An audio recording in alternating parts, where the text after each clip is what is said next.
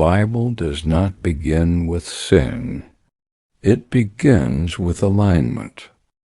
Before commandments, before failure, before redemption, there was order, a precise arrangement between heaven and earth. Genesis does not introduce Adam as a primitive human discovering morality. It presents him as something far more specific. Adam is formed and placed, not merely created and released. He is positioned within a space already prepared. That space is called Eden. But Eden is not a garden in the modern sense. It is a sanctuary. In the ancient world, gardens and temples were not separate ideas. They were overlapping concepts, spaces where divine presence and material reality met without resistance.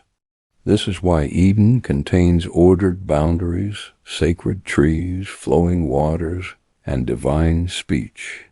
These are not decorations. They are architectural features of a temple. Adam is placed within this space bearing what Scripture calls the image and likeness of God. These terms do not describe physical resemblance. They describe function. In ancient understanding, to bear the image of a God meant to act on that God's behalf, to rule, to steward, to represent authority within a defined domain. Adam is installed as priest and regent. He tends sacred ground and mediates between realms. He is not struggling to reach heaven. He is already standing at the intersection of it. The command given to Adam is not arbitrary. It is structural. It preserves alignment. It maintains access. It keeps the human constitution intact.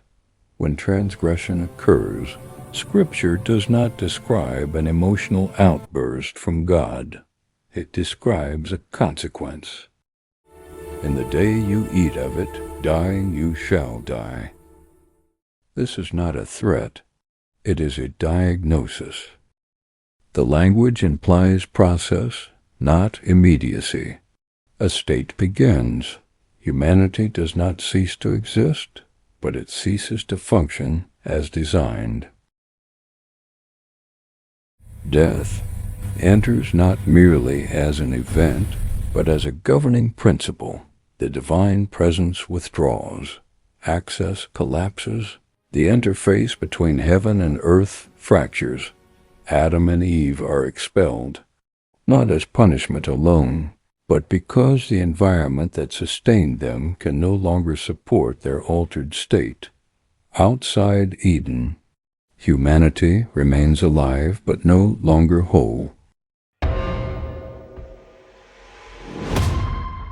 From this moment onward, Scripture records a pattern. God is present, but not immediately accessible. He speaks, but from a distance. He dwells, but behind veils.